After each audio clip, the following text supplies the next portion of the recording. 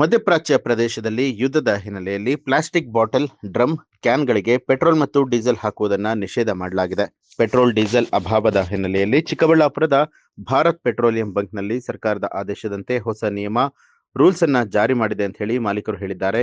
Bike ಸವಾರರು can ತಂದು ವಾಪಸ್ ಹೋಗ್ತಿದ್ದಾರೆ.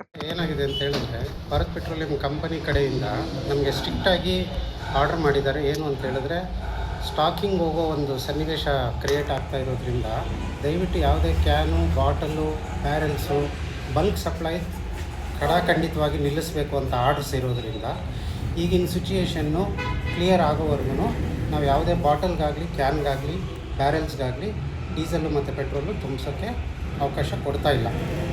ಇದು ನಮ್ಮ ಕಂಪನಿಯಿಂದ ಸ್ಟ್ರಿಕ್ಟಾಗಿ ಆರ್ಡರ್ ಮಾಡಿದೆ. ಅದರಿಂದ ಈ ಸಿಚುಯೇಷನ್ ಕ್ಲಿಯರ್ ಆಗೋವರೆಗೂ ಸಾರ್ವಜನಿಕರು ಕೂಡ ನಮಗೆ ಸಹಕರಿಸಿ ಇದು ಮಾಡಿಕೊಡ್ಬೇಕಂತ ನಾನು ಅವ್ರಿಗೇನು ಹೇಳ್ತೀವಿ ಅಂದರೆ, ಹೇಳ್ತೀವಿ ಈ ಥರ ಇದೆ ಸಿಚುಯೇಷನ್ನು ಅಂತ ಹೇಳ್ತೀವಿ. ದಯವಿಟ್ಟು ಕ್ಯಾನು ಮತ್ತು ಇದು ತರಬೇಡ್ರಿ, ನಿಮ್ಮ ವೆಹಿಕಲ್ಸ್ ತೊಗೊಬಂದ್ರಿ, ಅದ್ರ ತುಂಬ ಬೇಕಾದರೂ ಫುಲ್ ಟ್ಯಾಂಕ್ ಮಾಡಿ ಕಳಿಸ್ತೀವಿ. ನಮಗೆ ಇದು ಸ್ಟ್ರಿಕ್ಟಾಗಿ ಆರ್ಡರ್ ಆಗಿರೋದ್ರಿಂದ ಈ ಸನ್ನಿವೇಶದಲ್ಲಿ ಮಾತ್ರ ನಾವು ಈ ಥರ ಒಂದು ಆದೇಶನ ಪಾಲನೆ ಮಾಡ್ತೇವೆ.